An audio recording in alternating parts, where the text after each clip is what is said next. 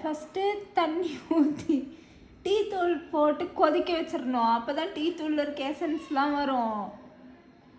அதுக்கப்புறமேட்டு பால் ஊற்றி கலக்கிடணும். பால் டீ இப்படி செய்யாத இத்தனை வருஷத்துல நான் உண்மை கேள்வி கூட பட்டதில்லை. ஏதோ ஒன்றை காட்டு யாரோ பண்ணுறதா? இல்லைங்க, நிஜமாவே பால் அன்னைக்கு மாதிரி சுண்டிரு. பரவாயில்ல. சரி நீ காட்டு, நீ யூடியூப்ல காட்டு. இருங்க, நான் எங்கள் அம்மாட்ட ஃபோன் பண்ணி கேட்குறேன் டீ எப்படி போடுறேன். இது வெக்கமா இல்லை? ஒரு டீ கூட வைக்க தெரியாதா? இருங்க, அன்னைக்கு நான் பண்ணி சுண்டிருச்சுல்ல. நான் அப்புறம் என்னோட காஃபி தானே பிடிக்க குடிச்சிங்க. அது எவ்வளோ 1/4 கிளாஸ் இருந்து இவ்வளோ இருந்தது? அதுதான் சொல்கிறேன், நான் ஒரு டம்ளர் போட்டு 1/4 கிளாஸ் ஆயிடுச்சு. ஹலோ அம்மா, இது டீ எப்படிம்மா வைக்கிறது?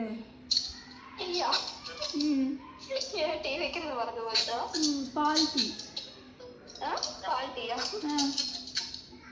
தண்ணி ஊத்திக்க விட்டாங்க. தண்ணி ஊத்து 2 ஸ்பூன் இது டீ தூள் போட்டு நல்லா கொதிக்கணும். டீ எப்பவுமே டீ வைக்கும்போது டீ தூள் நல்லா கொதிக்கணும். தண்ணியில தானே கொதிக்க வைப்பாங்க? ஆமா, தண்ணியில வச்சு கொதிக்க வைக்கணும். நல்லா கொதிச்சதுக்கு அப்புறம் பால் ஊத்து 1 டம்ளர். அப்புறம் சக்கரை போட்டுக்கோ. டீ தூள் எந்த அளவுக்கு நல்லா கொதிச்சு இறங்குதோ அப்புறம் ஸ்ட்ராங்கா தண்ணியில தான் கொதிக்க வைக்கணும். அதுதான் நானும் சொல்றேன், இவர் பால்லயே கொதிக்க வைக்க சொல்றாரு. நான் அன்னைக்கு பால்ல கொதிக்க வச்சு பால் வந்துட்டு சுண்டிருச்சு. பால்ல கொதிக்க வச்சா அது வந்து எசன்ஸ் இறங்காது. தண்ணியில தான் கொதிக்க வைக்கணும். சரிம்மா, நான் கரெக்டாக தாம்மா சொன்னேன். இவருக்கு தாம்மா டீ போட தெரியல. இவர் என்னையே ஏதோ முட்டாள் மாதிரி பார்க்குறாரு. தண்ணியில கொதிக்க வச்சாதான் அந்த இது ஃபுல்லா இறங்கும். டிகாஷன் இறங்கும். ஓகேம்மா. சரிம்மா, வைக்கட்டாமா? பாய்மா.